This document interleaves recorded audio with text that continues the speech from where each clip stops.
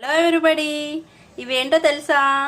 ఇవి పనస గింజలు. మీ అందరికీ తెలుసులే, తెలియదని నేను ఎందుకు అనుకుంటాను. కానీ ఈ పనస గింజలు, పనస తొనలు తింటాం కదా, దాని గింజలు చాలామంది కూర వచ్చేయడం రానప్పుడు చాలా పనస గింజలను కూర చేసుకుంటారు. మీకు తెలుసో లేదో కానీ తెలుసు, చాలామందికి తెలియని వాళ్ళకి నేను చెప్తున్నా. గింజలు కూర చేసుకోవడం రాదు లేకపోతే కూర మేము తినము అనుకున్న వాళ్ళు చక్కగా పనస గింజల్ని బాయిల్ చేసుకొని కొంచెం ఉప్పు కారం వేసి ఫ్రై చేసుకొని తింటే కూడా సూపర్ ఉంటుంది.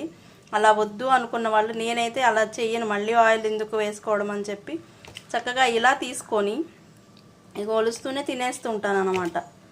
అలా తింటామన్నమాట. ఎంత హెల్తీగా ఉంటుంది అంటే టేస్టీగా అయితే ఉంటాయి. చిలకడ దుంపలు తింటే ఎలా ఉంటుంది ఆ టేస్ట్ లాగే చక్కగా దుంపల్లాగే ఉంటాయి కూడా, గింజలు కదా, చాలా బాగుంటాయి.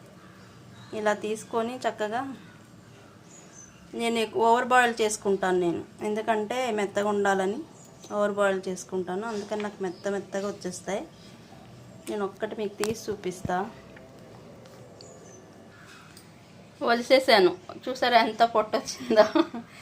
నేను వీటిని చక్కగా ఇలాగా ఉప్పు కారం వేసి వేయించుకొని తినొచ్చు, కొద్దిగా ఆయిల్ వేసుకొని. నాకైతే అలా ఇష్టం లేదు.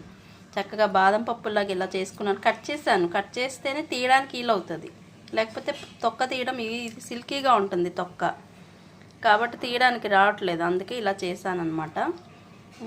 మీకు ఎవరికైనా కావాలంటే దీనిలో కొద్దిగా కార్న్ఫ్లోరు, మైదా, ఒక స్పూను మైదా, కొద్దిగా 2 స్పూన్లు 1 స్పూన్లు మైదా వేసుకొని మీ ఇష్టం. నేనైతే మైదా 1 స్పూనే వేస్తా. 2 స్పూన్లు కార్న్ఫ్లోర్ వేసి, ఉప్పు వేసి, ధనియాల పొడి, జీలకర్ర పొడి కొంచెం వేసి మిక్స్ చేసేసి, కొద్దిగా లైట్గా వాటర్ వేసి ఆయిల్లో వేసి తీసేసాను. బాగానే ఉంటాయి తింటే. కానీ నేను ఆయిల్ యూజ్ చేయొద్దు అనుకుంటున్నా ఈసారి. మరొకసారి ఇంకా చేసినప్పుడు మాత్రం ఆ వీడియో పెడతాను. ఇప్పుడైతే దీన్ని ఇలాగే తినేద్దాం అనుకుంటున్నా. లేదంటే మీకు కావాలంటే ఉప్పు కారం చల్లుకోండి. నాకైతే అలా ఇష్టం లేదు. నేను ఇలా గుగ్గిళ్ళలాగా చక్కగా బాయిల్ చేసుకున్నాయి. ఇలా పచ్చవే తినాలని ఫిక్స్ అయిపోయి ఇలా చేసుకున్నాను.